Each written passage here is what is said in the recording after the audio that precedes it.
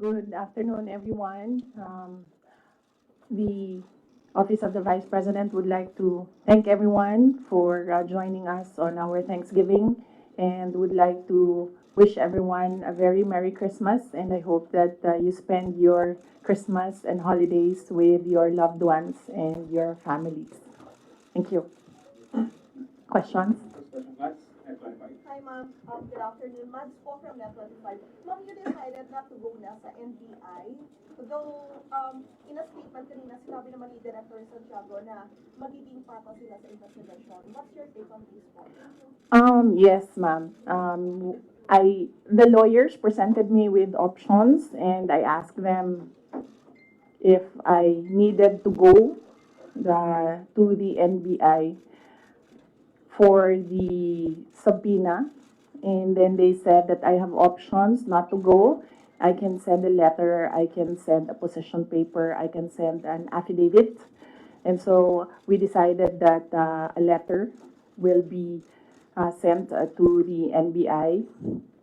And then with regard to patas, I don't think magiging patas itong investigasyon na ito dahil kung nakita nyo naman yung mensahe ng Pangulo na sinabi niya na ganitong kriminal na mga, sorry hindi ko maalala yung exact words na sinabi, pero sinabi niya ganitong mga kriminal na ingest. Sinabi niya ganitong mga kriminal na gawain na hindi ko palalampasin. So, makita na natin, no, the pronouncements of the President, meron ng bias doon. And kung nakita nyo rin yung interview ng isang USEC ng Department of Justice, sinabi niya, a threat is a threat. Well, if you're a lawyer, you would argue na no, there's several kinds of threats. But nakita nyo na doon pa lang sinabi na niya kung ano yung position niya. At as a USEC of DOJ, we expect that that is the position of the Department of Justice. So kahit pa man pumunta ako doon, hindi ako pumunta doon, we believe, and I believe, that we, meaning the lawyers and I, believe that cases will be filed. So kahit pang sabihin nila na merong investigasyon, sa simula pa lang, nagdesisyon na sila na mag-file sila ng cases.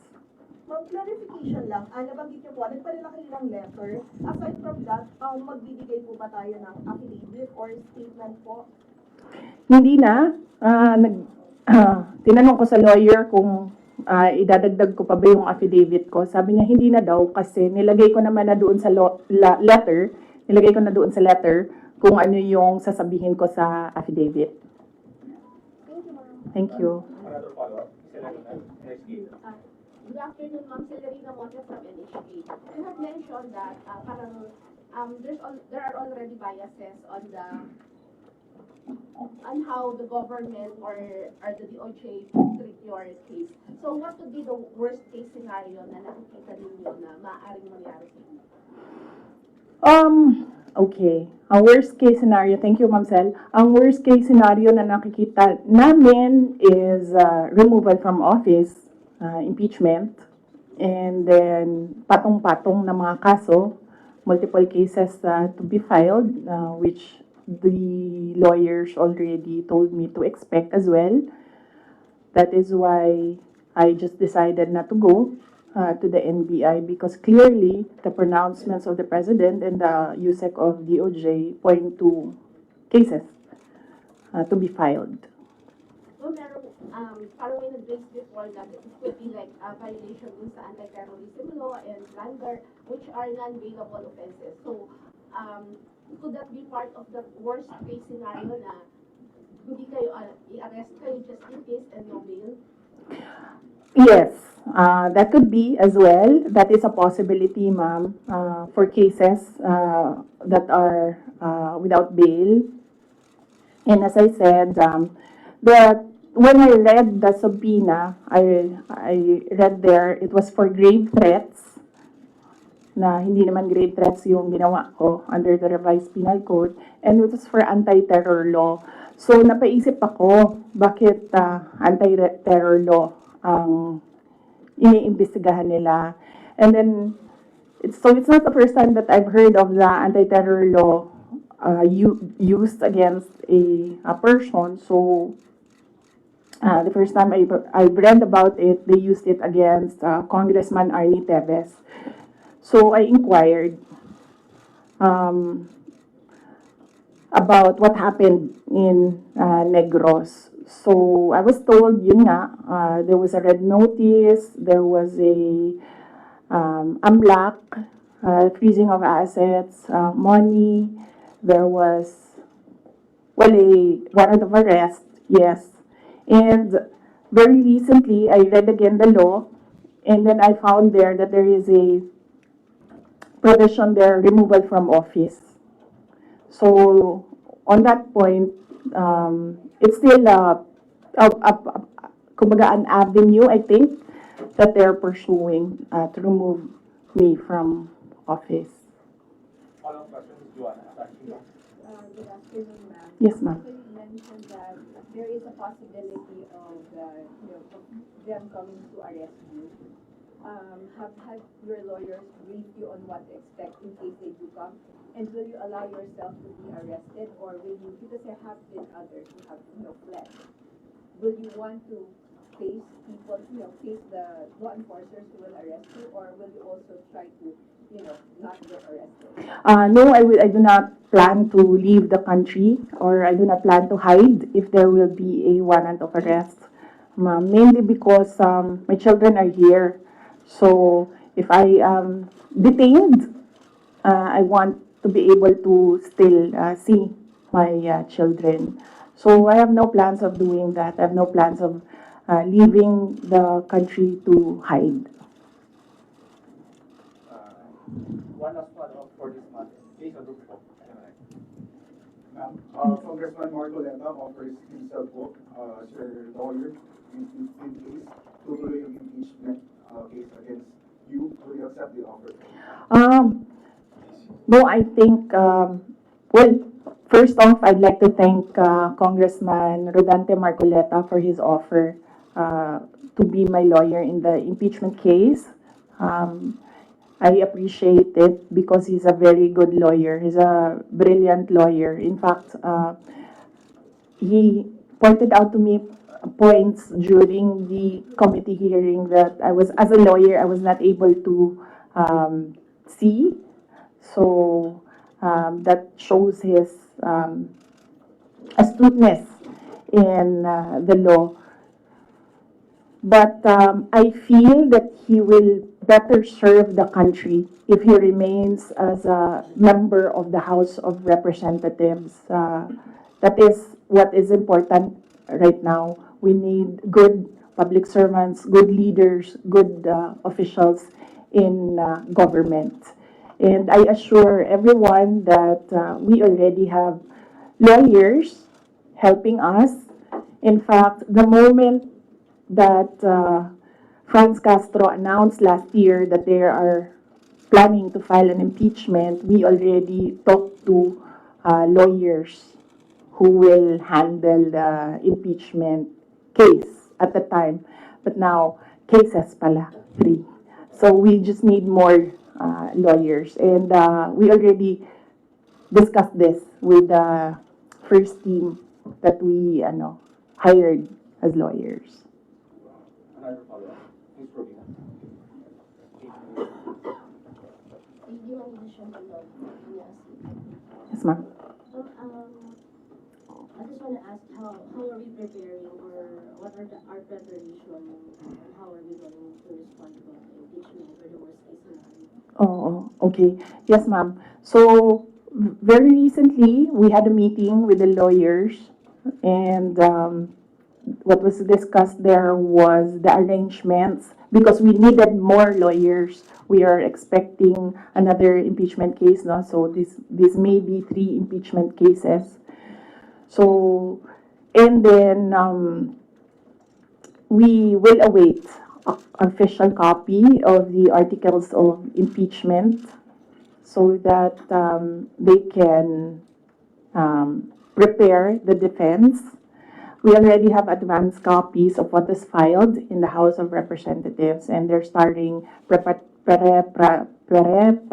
works right now. Sorry, sir. Sorry, sir. What do you mean?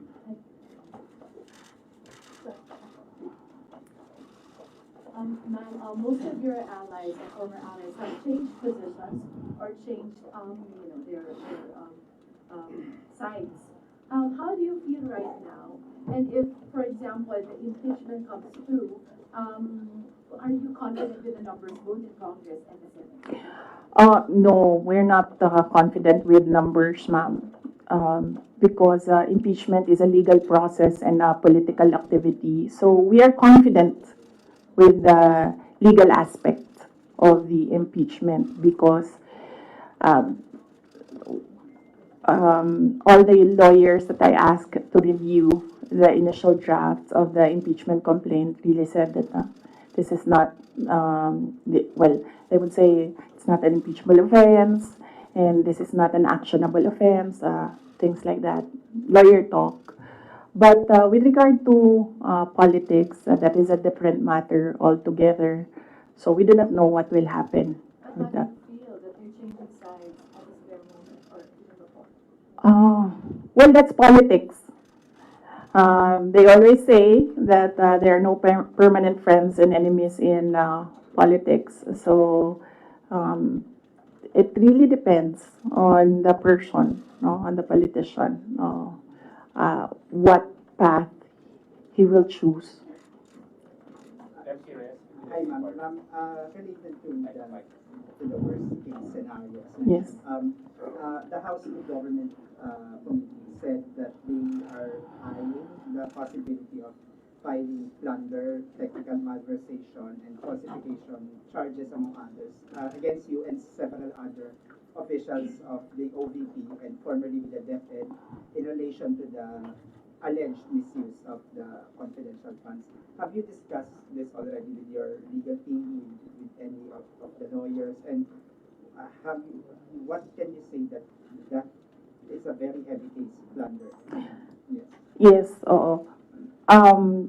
We have an inventory of possible cases to be filed because right now it's only the two impeachment cases that are filed with the House of Representatives. All the other cases, we have a list, we have an inventory, and we have lawyers assigned for each case. Usually, cases that are similar, we assign it to one lawyer. And then other cases, we assigned it to other lawyers so that we ensure that all the cases have lawyers focused on each case. Another follow-up. MC Samito po po. Dennis Samito po from Bondoranio, Philippines. Ma'am, na-consult niyo na ba yung family niyo about this? Dahil kanina nabanggit niya tungkol sa mga lawyers. About sa family, si PRRD, nakausap na po ba ninyo? And ano yung payo po sa inyo? Hindi pa kami nagkausap ni dating Pangulong Rodrigo Duterte. I expect na magkikita kami as usual sa December 24 sa bahay ng mother ko. Likely, baka doon namin mapag-usapan yan kung man mapag-usapan namin dahil madalas kasi kapag nagkasama-sama yung pamilya, lalo na pag nandyan yung mga apo, ay yung mga apo yung pinag-uusapan ng pamilya. Nagsabi si Pangulong Duterte na magpapadala siya ng pera para sa pambayad daw ng mga abogado kasi alam niya na napakaraming mga abogado ngayon ang kinuha para sa iba't ibang mga kaso. Pero nagsabi na rin ako through my brother kasi yung kuya ko yung sinabihan niya. Nagsabi ako na huwag na lang siya magpadala ng pera dahil nakapaghanda naman na kami para sa impeachment case. Kasi yung sinabi niya impeachment case, sir. So sabi ko, nakapaghanda kami sa impeachment case. Kasi nga, last year, nag-announce na si Franz Castro ng impeachment. So the moment na sinabi yon, and the moment na nakita namin na tuloy-tuloy yung attacks against me, ay naghanda na rin kami para sa mga abogado. Marami ka ng Straits Times report. Hi, ma'am. Mara Cepeda from Straits Times, Singapore. Ma'am, you already mentioned that your lawyers are prepared to answer the impeachment cases, but the opposition groups who have filed the complaints against you are accusing you of being evasive in your answers in the alleged corruption and misuse of millions of confidential funds. Ma'am, baka you can offer an explanation also to taxpayers how kung above board po ba talaga yung paggamit nitong mga confidential funds para matapos na rin ma'am yung question once and for all. Yes, ma'am. I'm not being evasive. If you are referring to the to the budget hearing and the hearings in the House of Representatives, I'm not being evasive. I am not answering the questions because they have no authority to ask confidential questions. I am answering questions about the use of the money in the Commission on Audit. And there is no, you ask the Commission on Audit if there was anything at all that they can say or see that we are not cooperative with the audit.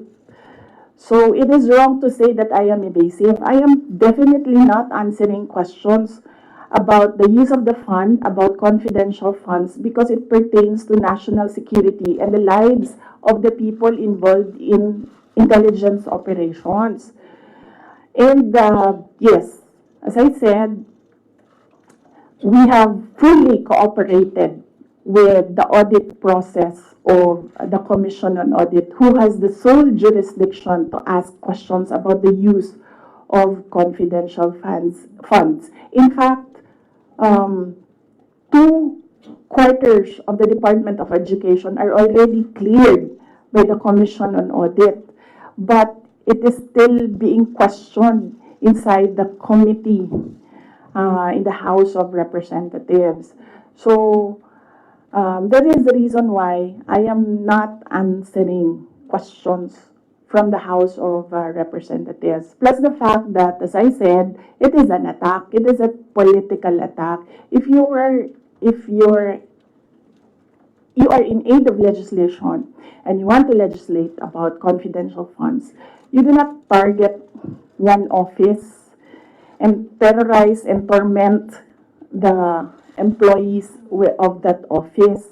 What you do is you do a sampling, a random sampling of the offices who have confidential funds. Why not call the office of the president, who has billions and billions of confidential funds, if you want to legislate about confidential funds? So that shows that they're singling out the office of the vice president. And I really feel that it's very disrespectful to the office of the vice president. That is also why when they ask that I respect their process, respect begets respect. So if they want respect, they should first respect the office of the vice president. That is what I was saying, that they don't like me, they don't like my person, they don't like Inday Sara Duterte, but they have to respect the office of the vice president. So if they want to investigate confidential funds, they don't single out one office. I understand, ma'am. VP, just a follow-up. Was it yesterday or the other day, the House also alleges that over 400 names na nag-cite po acknowledgement receipts, again, on the issue of the confidential funds, wala daw pong records at the DSA. Ma'am, you can offer an explanation because we know that this is a legal proceeding, pero pinag-uusapan po siya ngayon, ma'am, sa bahay ng bawat Pilipino. Kaya explanation if this is above board or bakit wala silang birth certificate, ma'am. No, I will not explain. I will not give an explanation because it will entail that I explain intelligence operations, which will compromise officers who do intelligence operations. It will really compromise how they work. So no explanation will be given to the members of the House of Representatives. One final follow-up for me, ma'am. Then what's your response to accusations that an office like the DepEd and the OVP have no jurisdiction naman to have these confidential funds that are spent for national security? Well, the confidential funds was the first transfer of uh, confidential funds was from the office from the contingent funds to the office of the vice president, and this was approved by the office of the president. The next year confidential funds was 2023. We submitted it to the Department of Budget and Management. It was approved by the Department of Budget and Management, and therefore it implies that it was approved by the Office of the President because it was included in the National Expenditure Program, the NEP. So, and then it was approved by Congress as well. The only reason why we did not use the confidential funds in the fourth quarter for both offices because I was already flagged by a friend inside the House of Representatives that they will attack you using confidential funds. So yes, it was duly approved by the Office of the President and both houses of Congress as well as because it was included in the General Appropriations Act. So it was not, we presented it, we defended it, they approved it. We used it, and then the question on utilization is under the Commission on Audit. That is how the system works. They cannot use or they cannot twist the system according to their personal interests. Really, all these circumstances and events happening surrounding the office of the Vice President is a race to the presidential election in 2028. Unfortunately, they are attacking the office as well. So, dyan ako medyo, and the personnel of the office of the Vice President. So, dyan ako medyo pumapalag. Wala namang problema kung atakihin ninyo ako. Kasi politiko naman talaga ako. Pero may problema ako pag inatake yung opisina at yung mga kasamahan ko dito sa opisina ng pangalawang Pangulo na nagtatrabaho lang. Next question for everyone. Al Jazeera. Yeah. Good afternoon, Madam. Good afternoon, Madam Vice President. I'm just going to pick up on Mara's line of questioning. You said, and I understand your explanation about these confidential funds haven't been approved by several layers in the government. But maybe just to go back to the basics, if you can explain to ordinary Filipinos why the Office of the Vice President needs confidential intelligence funds. Okay. Yes. For the Office of the Vice President, it's not the first time that the office was granted confidential funds. During the time of Vice President Binay, the office was already given confidential funds. The confidential funds we use in relation to our work and national security. All the projects and the programs of the Office of the Vice President target poverty alleviation. There is a direct correlation between poverty and national security. So what we do is we want to target the areas where we put our projects so that we achieve peace and order, security. So we don't want to our projects put in areas where it is not needed for poverty alleviation. So we want to prioritize the areas. And the only way to do that is to use confidential funds to purchase information. So where are the target areas? We need that. so that our projects will serve these areas. So that's why we needed the confidential funds. In in the Department of Education, there is a correlation as well of the education and national security. In fact, that is one of there is a correlation as well of education and national security. There are so many threats to education, not just insurgency, and threats to Department of Education personnel and students as well. And we wanted to target projects of the Department of Education as well in the most vulnerable areas and schools. That is why we needed confidential funds. It's all about national security. And the position of the Office of the Vice President and the Department of Education is that national security is a holistic concept. It's not just one, territorial defense, sovereignty. No, national security is about food security. It's about quality of education. It's about poverty alleviation and everything else that we need to do as a country to get us out of this poverty rut. But you are